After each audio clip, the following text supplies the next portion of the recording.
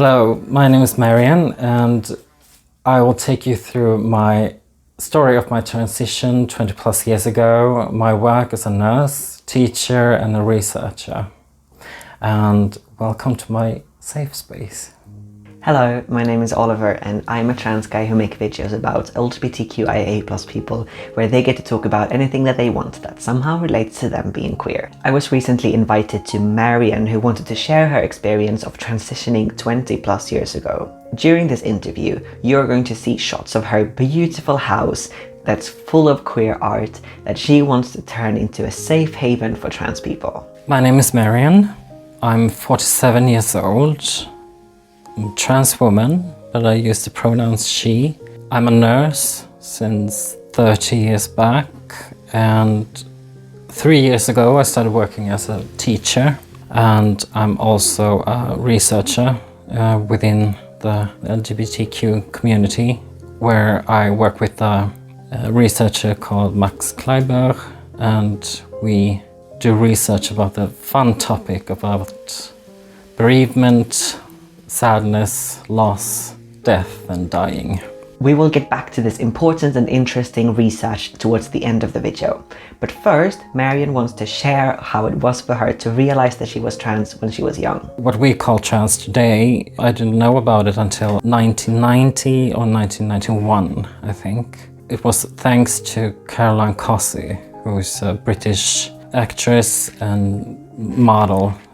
She wrote a book about her life, and that book saved my life because it showed me what trans is, and it explained to me my feelings that I've had during my teen years, well, my childhood. When I look at photos of myself as a child, I have long hair, and my strongest memories from my earliest childhood is when I'm Pippi Longstocking. I loved Pippi Longstocking. And then when I was about 8 or 9, Madonna came into my life, so Madonna was an important role. These strong female characters that were important to me, but gayness and transness was foreign concepts. I didn't know what it was. In her teens, her sexuality also confused her. I knew that I was attracted to boys. I didn't understand it, so I had to read about it.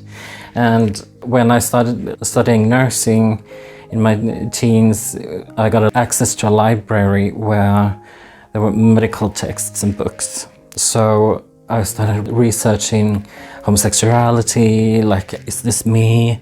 And then I saw transvestites. No, that's definitely not me. Transsexuals? What's that? And the only thing that they explained there was about the surgical techniques, what you could do with the body.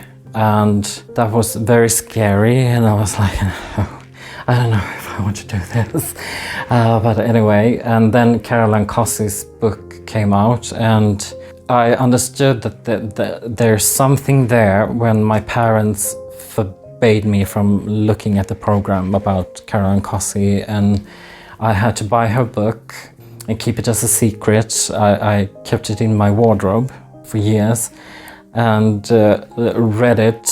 I was like, oh my God.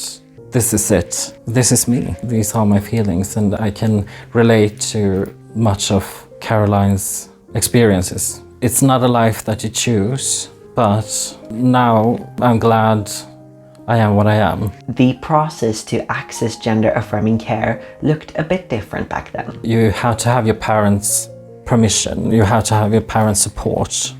But I didn't, because I moved away from home when I was 16. I was estranged from my family, so I had to provide for myself. So the other option was that, okay, you have to live as gay for a few years and really try being gay. And if that doesn't work, then you could apply for trans care. So Marion had to take that path. Luckily, she met another trans woman that helped her along the way. I met this amazing statuesque goddess called Kim. She was an Asian woman in Gothenburg in 1990s, and she lit up the whole room, and she was totally unapproachable. And I remember the first time I saw her, I was like awestruck, because I was like, oh my God, what is this amazing, perfect woman doing here? My boyfriend at the time said that, do you know, that's a guy? And I was like, oh my God, she's like me. She approached me, and the first thing she said to me was that you're like me. And I was like, yes, I am.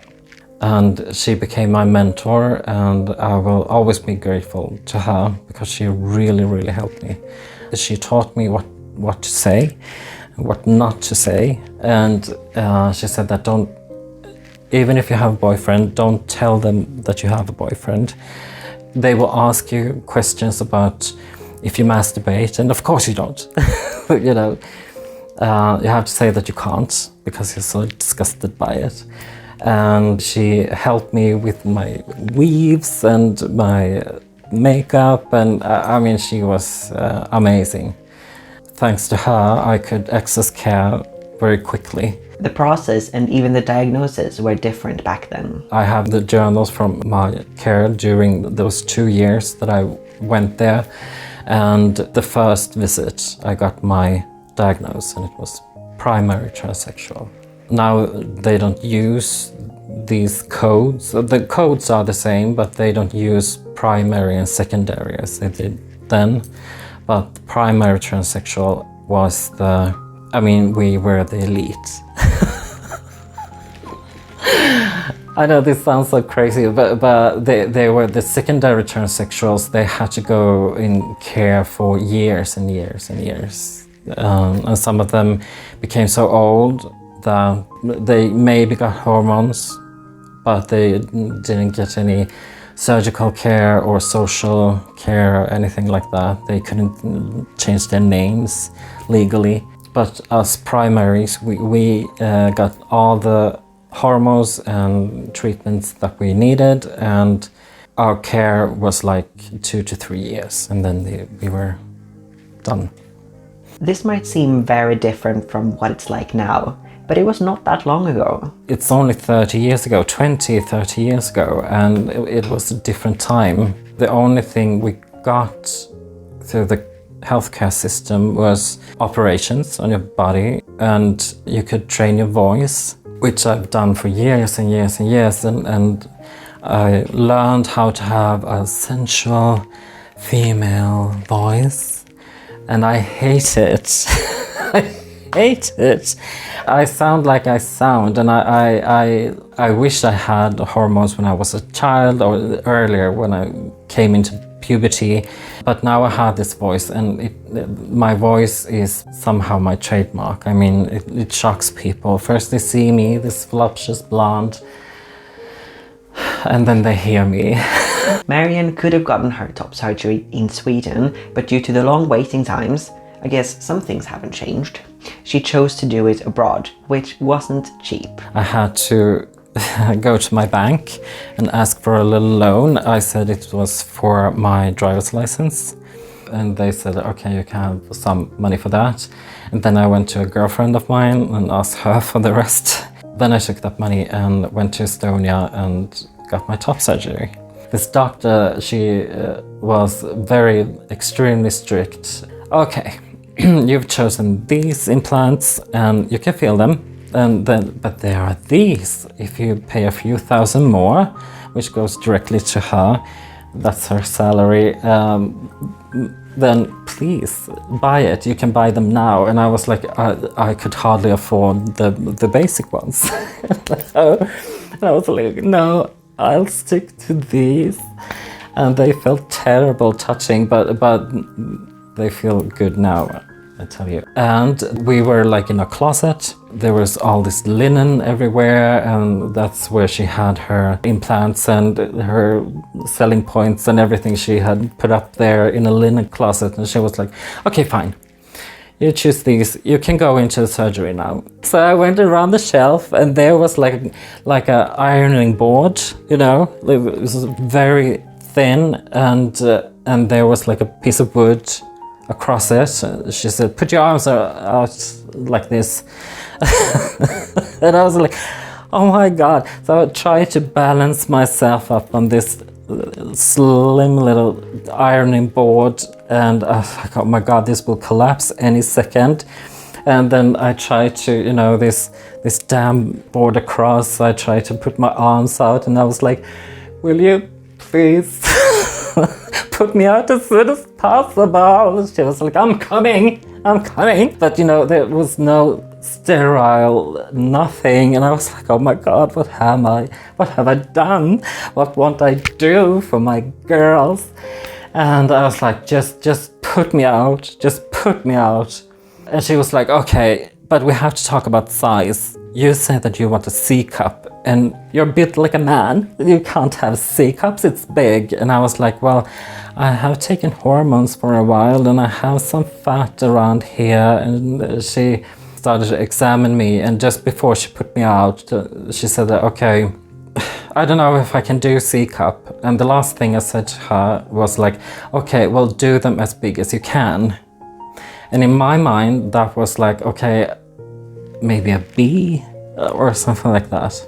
Well, I woke up and I had double Ds. And she came in and she was like, are you massaging them yet? And I was like, okay. And I started massaging myself. She was like, not like that.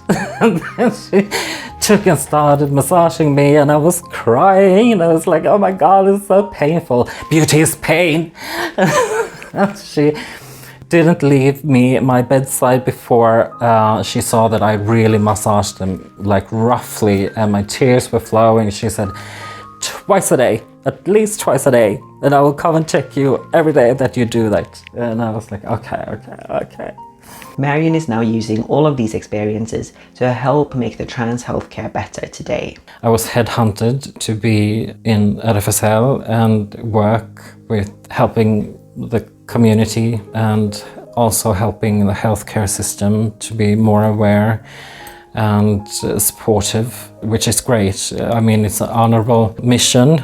It's not easy, but it needs to be done. And I have the experience now that I can say that this used to be bad and this is good now, and this could make it even better. Marion also has a master as a palliative nurse, and she started studying this because she was nursing her mother during her last time in life. A year later, I did my specialist nursing in palliative care. It was just 1 year, but I wanted to also do masters, so I studied masters in palliative nursing. Now I work as a teacher and also as a research assistant. It's a study about dö bra, the good death, where a researcher called Max Kleiber, who is amazing, we have death rainbow cafes. We invite people to come to a cafe. We talk about dying, of bereavement, of our experiences, and about death, and also about life. After the cafe, people who have participated, they can be interviewed by me or Max, and then we do research about it. And me and Max, we are out on national and international conferences and talk about the community's needs, because we have special needs, I would say.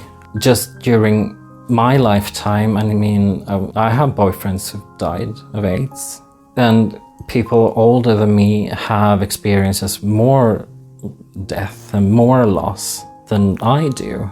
Then very good medicine came, and we could treat HIV very well, and that's when we start talking about it.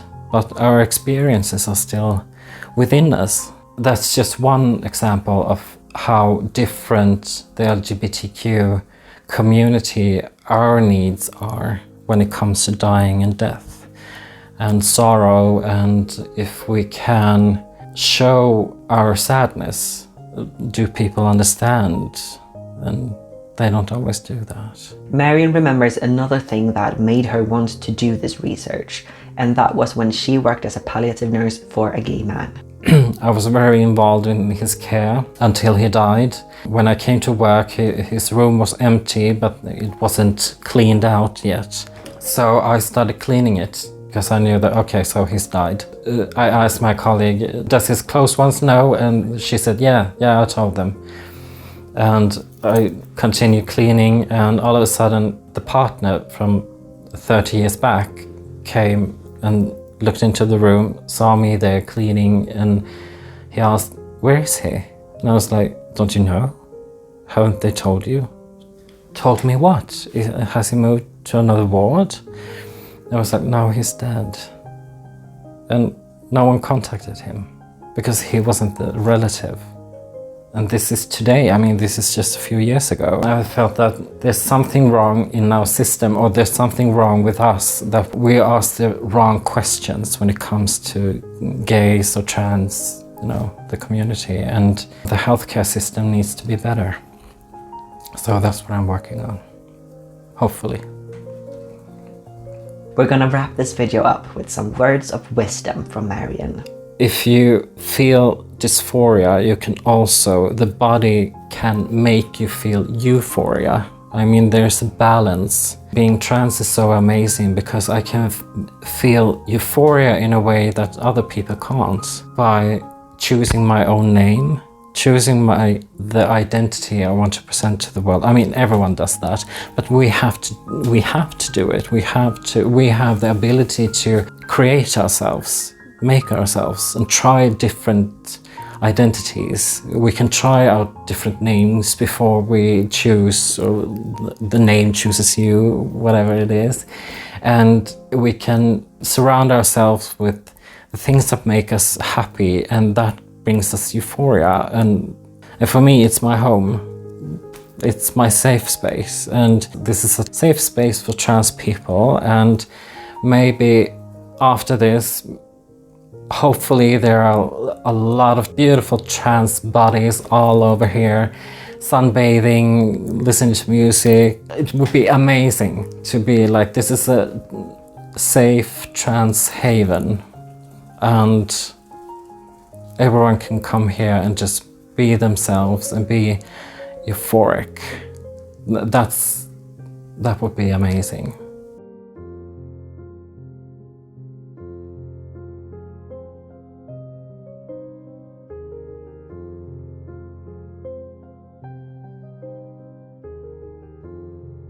If you enjoyed watching that video, please like, comment, subscribe, and share the video. I really appreciate you showing your love in that way.